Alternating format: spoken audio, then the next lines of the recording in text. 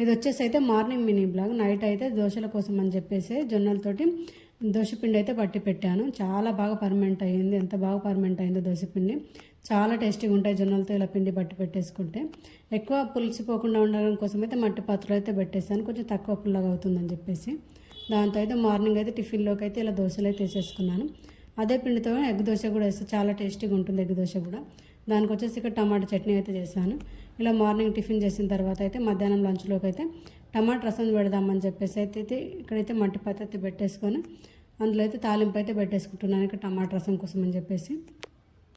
ఇక్కడ వచ్చేసి టమాటా రసంకి అయితే పెట్టేసి పక్కకైతే పెట్టేసుకున్నాను. ముందుగానే అయితే ఇక్కడైతే పెసరపప్పు అయితే వండేసాను. పెసరపప్పు వండేసి దాన్ని కూడా పక్కకైతే పెట్టేశాను. ఇలా టమాటా రసం పెసరపప్పు మధ్యాహ్నం లంచ్లోకి చేసిన తర్వాత ఇంకొచ్చేసి జొన్న రొట్టెలు చేసుకుందామని చెప్పేసి అయితే ఇక్కడ జొన్న రొట్టెలు కూడా చేసాం మధ్యాహ్నం లంచ్లోకి. ఇలా అయితే మధ్యాహ్నం లంచ్లోకి అయితే టమాటా రసం పెసరపప్పు జొన్న రొట్టెలు చేస్తే